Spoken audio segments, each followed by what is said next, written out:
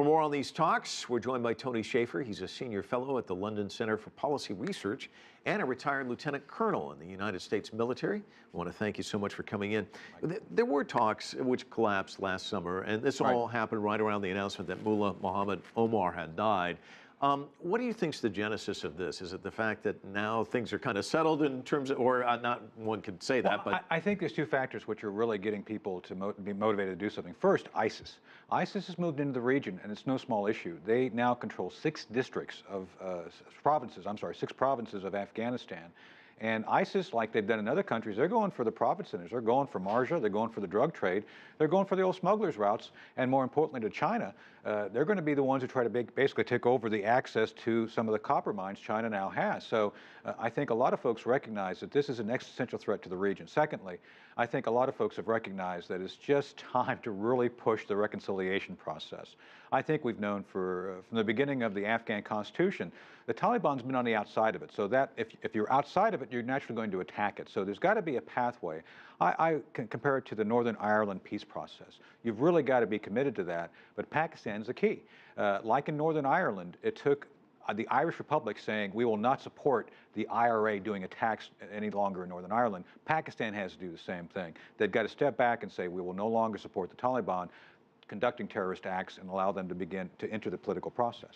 Are they taking enough steps to kind of make people feel like they're on board? It's a difficult political equation. The Pakistanis, not all, but some feel that in Afghanistan and chaos is a part of their layered defense. Their biggest threat, Pakistan, is India.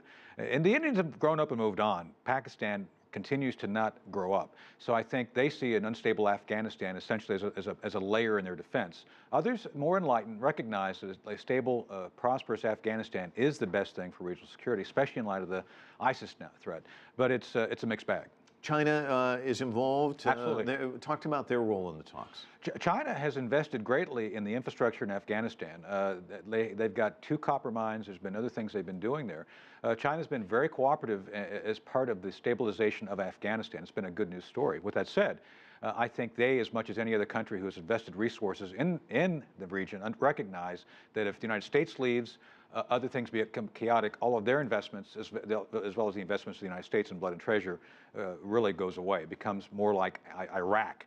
And we've seen what happened in Iraq once we left Iraq. We've seen the U.S. and China at odds on certain issues. Absolutely. But again, the six-party talks may be rejiggered. We saw it with Iran, the nuclear deal. Here they are coming together again. So talk to me about this formulation, this U.S.-China relationship. It's very complicated. I'd like to believe that at least Afghanistan, enlightened self-interest, will win the day. Look, there's huge issues regarding China and cyber in the United States. There's huge issues regarding North Korea. A lot of folks believe that while China has not necessarily supported the North Koreans, they've enabled the North Koreans to continue the path that they're on. So I think it's a mixed bag. With that said, I think Afghanistan, the equities are very clear that the Chinese and their investments, the United States and our investments are very much interlocked. And I think that's what we're hoping for here, is that they work with the Pakistanis to move the process forward. The new Taliban leader, what do we know about him, and how influential is he in these talks? Well, that's TBD. I think that the Taliban is not a single entity. People tend to forget it's a tapestry of organizations. The Haqqani network really in many ways is Taliban in name only. They are much a criminal network created for purposes of supporting the Pakistani government. So I'm reluctant to ever say a Taliban leader can speak for all of the Taliban. So I'm not sure how effective this guy is going to be. I think he's going to have to prove he can be the spokesman for the Taliban, and I'm not convinced at this point. One of the former Taliban leaders, though, said that there just wasn't an appetite before.